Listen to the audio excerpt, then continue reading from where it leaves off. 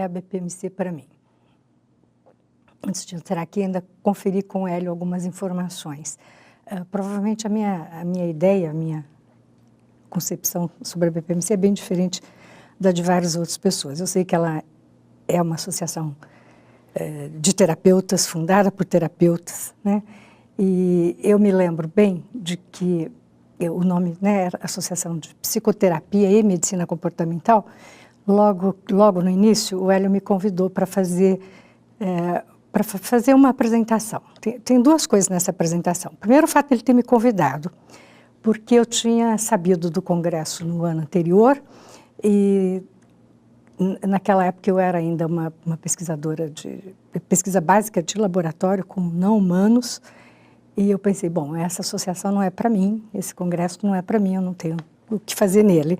Não que eu não tivesse curiosidade e tivesse vontade de saber o que os colegas estavam fazendo em psicoterapia, mas eu achei que era um congresso do qual eu jamais participaria como alguém que tem alguma contribuição. Então, quando o Hélio me convidou, primeiro eu levei um susto. O segundo susto foi porque ele me pediu para fazer um trabalho conceitual, que também não é a minha praia. Ele me pediu para falar sobre o conceito de contingências, e foi um sacrifício, eu quis recusar, ele não aceitou, enfim, eu aceitei a tarefa e fui estudar sobre o conceito de contingência. No fim deu lá um capítulo, um artigo que tem sido usado como material didático. Mas, então, inicialmente, para mim essa era uma associação que não era para mim, esse é um ponto. A outra coisa é que eu tinha participado de outros eventos organizados pelo Hélio e a primeira reunião da BPMC que eu participei foi organizada por ele, quando me fez esse convite. E então, para mim, é tudo muito misturado, né? A origem da BPMC e a participação do Hélio. Eu sei que, de início, isso foi um trabalho conjunto de várias pessoas, mas a maneira de operar do Hélio, para mim, dava o tom da associação. E qual é esse aspecto que eu achava importante? É o fato de ele, desde o início, insistir muito e querer a contribuição, tanto de conceitual quanto de pesquisa básica, como uma maneira de fazer um alicerce para as aplicações em análise do comportamento. Então, eu fui formando um conceito de BPMC, então, para mim, ela é uma associação científica, que tem esse papel extremamente importante, extremamente crítico, que é o de formar, de fundamentar a atuação dos terapeutas com o que a gente tem de melhor na nossa ciência básica, que pode ajudar a embasar, a esclarecer e a fundamentar o que é feito. Então, eu vejo muito nas apresentações de aplicações, eu vejo muito o quanto que a ciência básica, especialmente a ciência desenvolvida no Brasil, o quanto que ela embasa muito do trabalho dos terapeutas. E eu acho que esse é um papel fundamental de uma associação científica. Não é só promover a divulgação do conhecimento, mas é fazer isto para formar gente. Acho que o papel de formar gente, o papel de criar um ambiente científico que tenha exigências de qualidade no trabalho e que aponte direções, aponte critérios e que tenha uma espécie de monitoramento mesmo das práticas, eu acho que esse é um papel crucial de uma associação científica e eu acho que a BPMC, na minha avaliação, cumpre muito bem.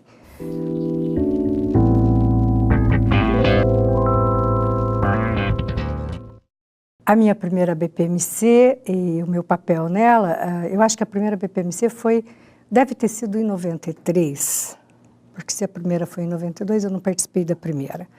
E o meu papel eu acho que foi nesta, que foi a primeira que eu participei, que o Hélio me pediu para fazer uma exposição. Então, o meu papel foi não só de fazer uma exposição, mas eu tive tarefa de casa antes, de ir aprender também, e pesquisar, investigar e produzir um texto para fazer essa apresentação. Então, eu participei como apresentadora e foi uma experiência muito boa, porque eu estava bastante preocupada com a qualidade do trabalho e com o que é que eu podia trazer, e pensando que eu falei numa circunstância em que tinha até a Maria Amélia, E eu tinha muito receio de estar fazendo um trabalho que não tivesse uma qualidade à altura do que essas pensadoras vinham fazendo na área, né? Mas foi muito interessante porque elas gostaram da minha apresentação e depois em várias oportunidades, a gente pôde conversar sobre isso. Foi uma experiência muito, muito boa.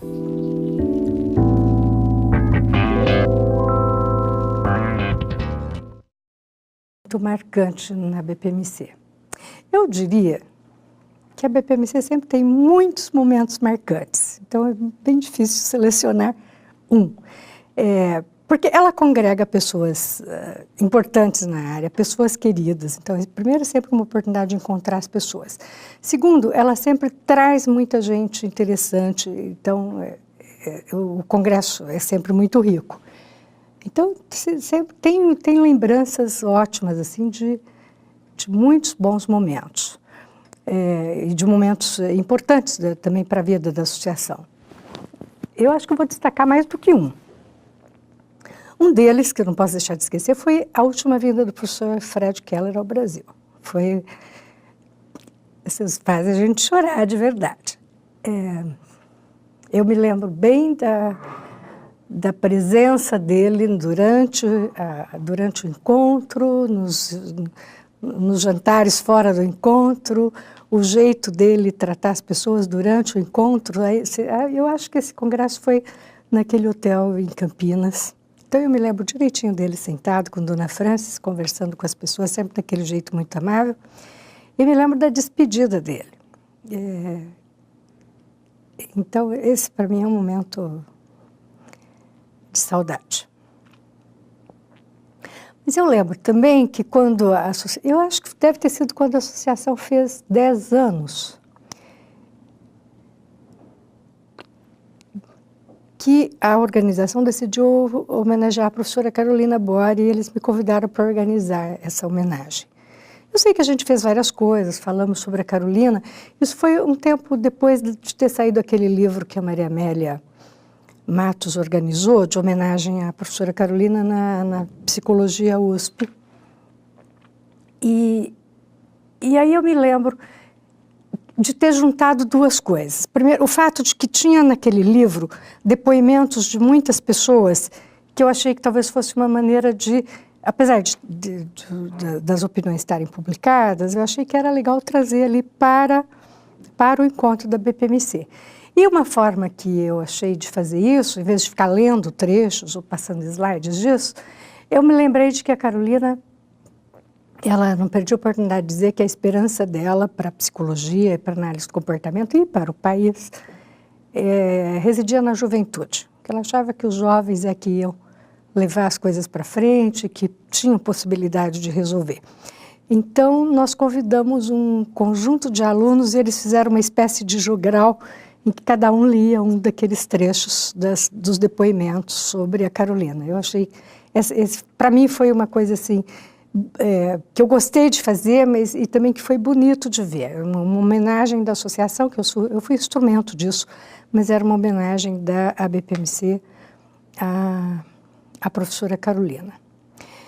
E eu acho também que a organização do Encontro Internacional da Associação de Análise do Comportamento Internacional com a BPMC em 2004, eu acho que também foi uma oportunidade ímpar para a comunidade de análise do comportamento brasileira, não só porque teve oportunidade de interagir com muitas pessoas que vieram de fora, tanto os que estavam no programa quanto os que vieram para assistir, mas, sobretudo, acho que foi uma oportunidade de mostrar o Brasil, de mostrar a pujança do trabalho, a qualidade, a seriedade, a profundidade dos trabalhos feitos aqui. Eu acho que foi uma oportunidade de mostrar e eu sei por relatos que muitas pessoas ficaram muito impressionadas. Eles sabiam que tinha uma história com Fred Keller, que a análise do comportamento no Brasil tinha se desenvolvido bem, que tinha muitos analistas,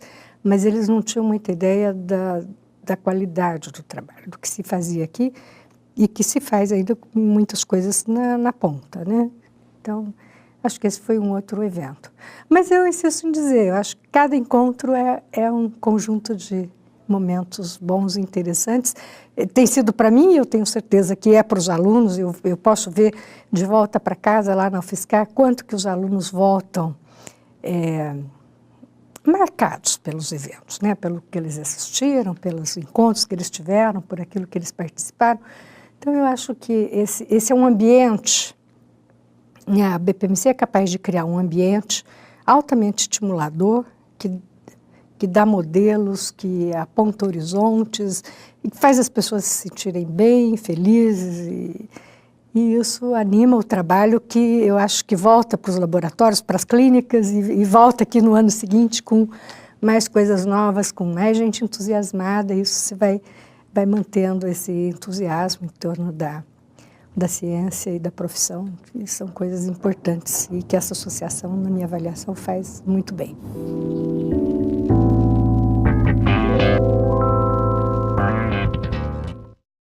Sobre o futuro da análise do comportamento. Para falar de futuro, eu vou falar um pouquinho de passado primeiro. No programa desse ano, nessa organização, eu achei excelente a ideia de se dar os nomes de analistas do comportamento para salas.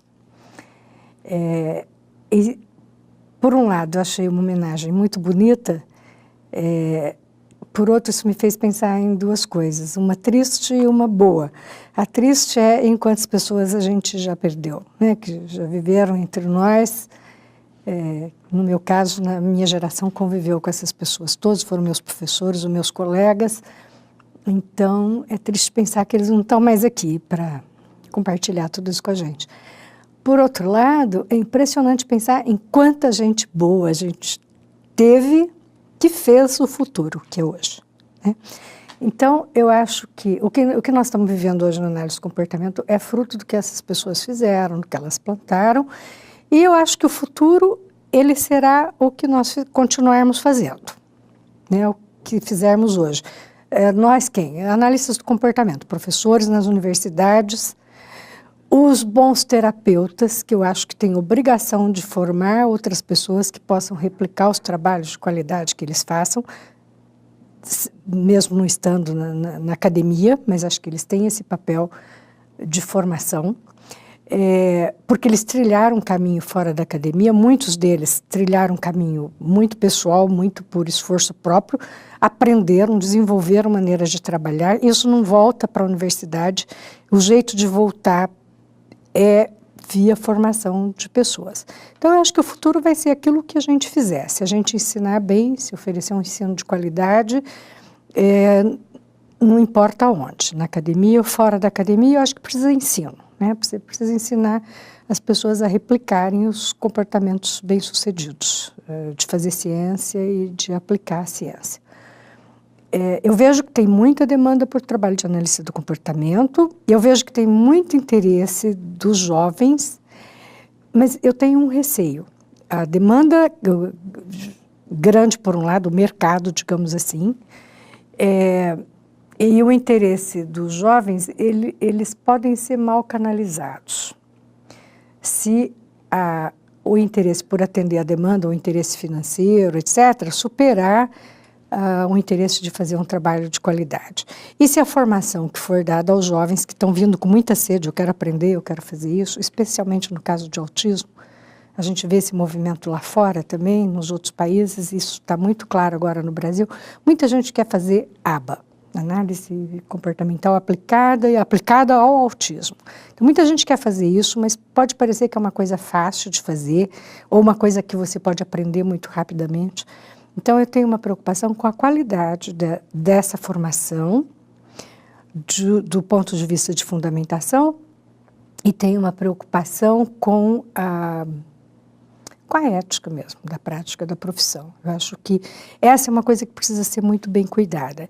E aí você perguntou sobre o papel da BPMC. Eu já tinha falado antes um pouquinho que eu acho que essa é uma associação científica que tem esse papel de divulgar e de criar oportunidades de aprendizagem para fora e para além da academia. Ela tem um outro espaço, mas ela tem esse papel porque ela reúne intensivamente em alguns dias mas todos os anos, então de maneira sistemática. Então eu acho que ela tem esse papel muito importante, porque ela é uma associação especializada de área, né?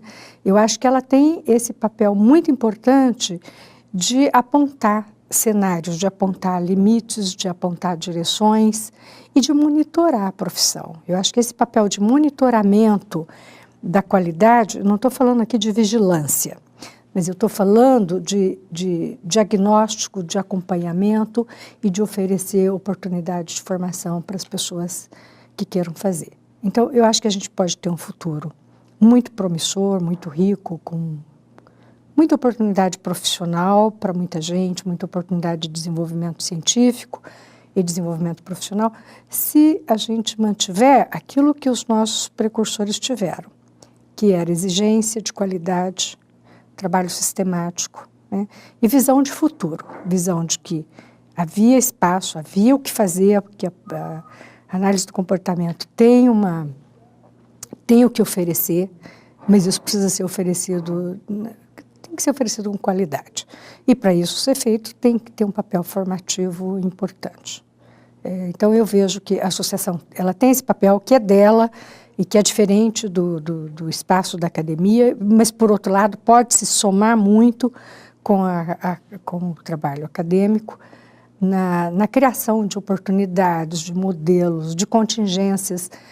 Eu acho que ela pode ampliar a oportunidade de tornar visíveis aqueles trabalhos que são feitos com qualidade, que fazem diferença, que produzem resultados. Ela pode tornar isso ainda mais visível como modelo para os jovens que estão chegando. Então, acho que ela tem um papel fundamental nisso.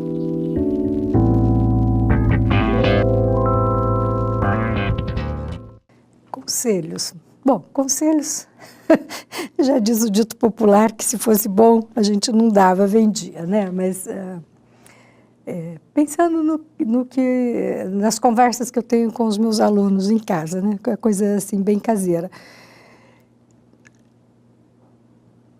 Eu acho que não existe nada muito que você possa fazer bem feito que não exija esforço, que não exija comprometimento, dedicação e um trabalho sistemático. Nessa nossa área, não dá para fazer de qualquer jeito, não dá para fazer rapidamente, não dá para fazer superficialmente. Então, para quem quer ser um analista do comportamento competente, seja no desenvolvimento científico da área, seja no desenvolvimento profissional, com as aplicações, acho que precisa dedicação, precisa ler em primeira mão. Não dá para ficar lendo de segunda mão. Preciso ler muito, voltar às origens, ler os clássicos. E, claro, ler as coisas novas, atualizadas, mas eu vejo, às vezes, meus alunos lendo, eles leem uma coisa nova e parece que esse indivíduo aqui falou isso pela primeira vez. E é uma coisa que está falado, que está lá no Skinner 31. Mas aí eles citam o artigo mais recente que eles leram, que tem um pouco esse viés de que você está lendo coisas recentes, precisa ler recente, precisa acompanhar o desenvolvimento da área, e aí é através da literatura recente. Mas a memória, apesar de toda a exigência de referência, de citação científica, muitas vezes a gente vê uma deterioração das origens. Então, uma pessoa citou Skinner, a outra pessoa cita essa segunda que citou Skinner. Quando você chega lá na 15ª, ele cita o trabalho, nós estamos em 2015, ele cita o 2014, como se o 2014 fosse a origem. Então, acho que é muito importante estudar os clássicos, ler e realmente conhecer, e, ao mesmo tempo, fazer leituras atualizadas. Então, é preciso tentar dominar o conhecimento que está produzido na área, que não é pouco, mas as facilidades para ter acesso hoje são muito maiores. Por outro lado, não pode se iludir com a facilidade de acesso, né? Porque às vezes os alunos falam, é fácil, baixo aqui na internet. Aí eles baixam 100 artigos, bom, e depois vai ler 100 artigos? Como é que lê isso? Como é que você se organiza? Então, para tudo isso precisa aprender disciplina, precisa aprender hábitos de estudo, reservar horário para estudar, reservar horário para as diferentes coisas. Então, acho que, para quem quiser ser um bom analista do comportamento, existe muita facilidade, já existe muita coisa sedimentada para se aprender a trabalhar, E existem boas oportunidades de desenvolver coisas novas, mas para isso precisa estudar, se dedicar, se comprometer e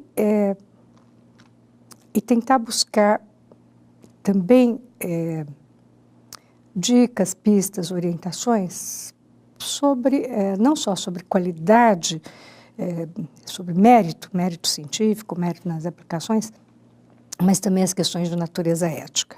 Eu acho que às vezes existe também essa ideia de que o indivíduo é ou não é ético. E a nossa profissão nos obriga a pensar em ética como comportamento ético. Portanto, como comportamento que também depende de estímulos discriminativos, depende de consequências e é um comportamento que precisa ser desenvolvido.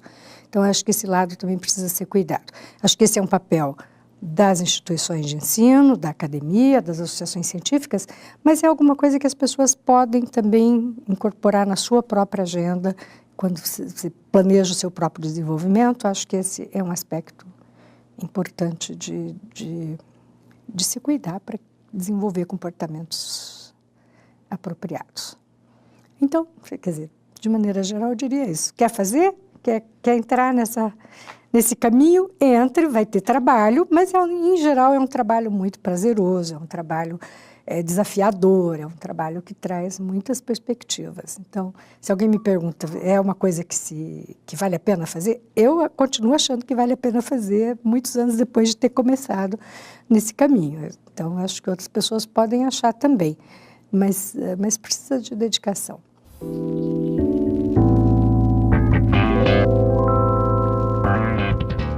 A história tem mostrado muitas vezes uma corrida para tópicos. Por exemplo, quando eu comecei lá na graduação, que eu comecei com o professor Todorov, que foi meu orientador de iniciação científica, comecei com um trabalho de controle aversivo.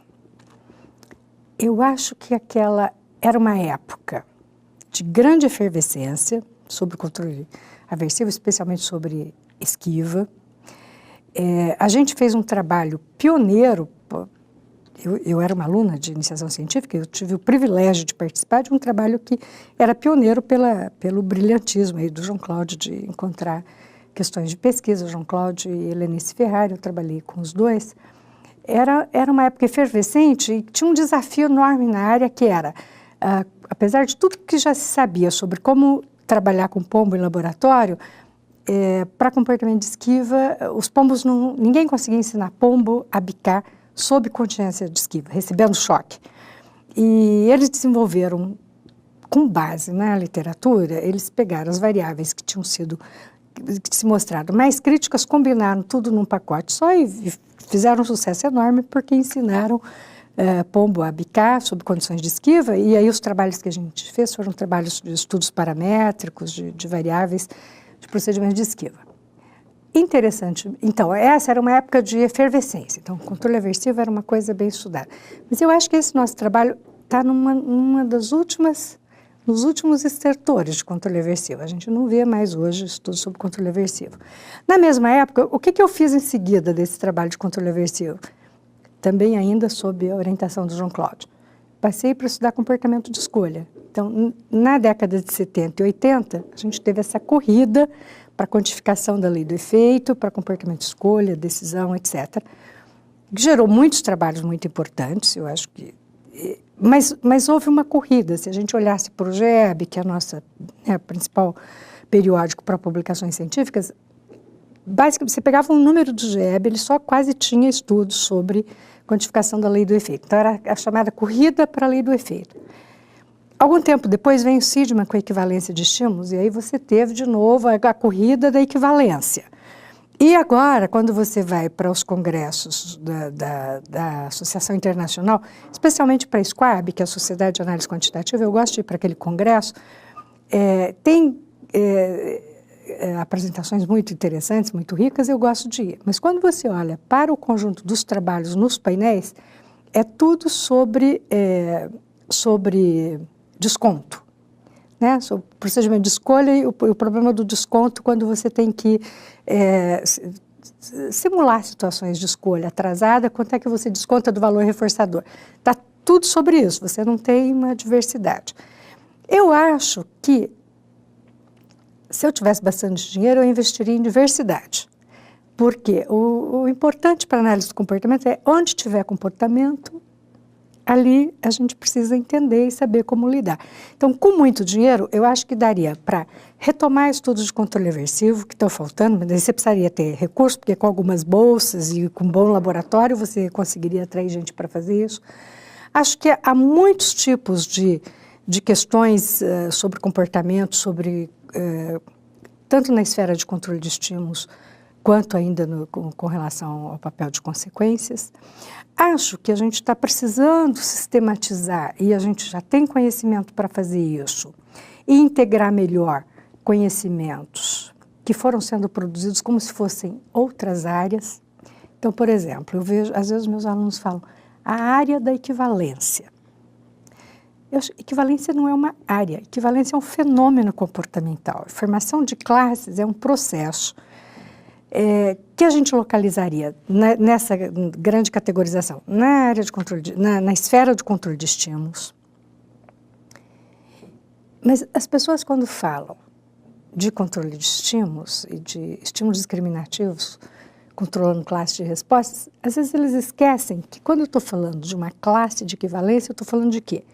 De uma classe de estímulos que estão exercendo um papel como classe, como já queria o Skinner lá atrás, embora ele não tenha falado de classe de equivalência, mas ele falava das relações entre classes. Então, classe de equivalência é um tipo de classes e, como classe, controla comportamento. Então, eu não estou numa outra área, eu continuo estudando controle de estímulos e equivalência é uma das maneiras pelas quais as classes se formam.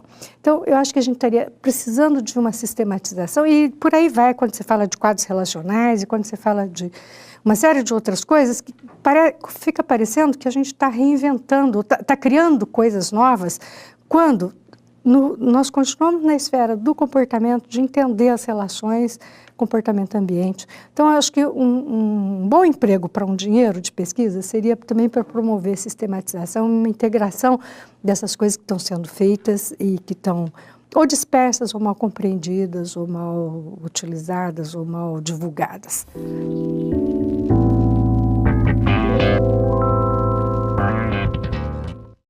Eu gostaria de cumprimentar vocês por esse trabalho e dizer isso, que a gente tem pouca memória. Então, um bom jeito de melhorar essas circunstâncias é fazer o que vocês estão fazendo, é produzir materiais que preservem, que guardem as informações e que elas possam ser compartilhadas de uma maneira mais permanente, mais perene, que elas fiquem e que possam ser compartilhadas. A gente produziu já tanta coisa, tem tanta história bonita nessa nossa área, e as histórias vão se perdendo e os jovens nem sequer têm mais ideia de onde começou, de onde vem isso. Então, por exemplo, eu gosto de começar minhas aulas lá eu dou uma disciplina básica na pós-graduação em psicologia, eu costumo levar para a sala de aula uma foto da professora Carolina e do professor Fred Keller.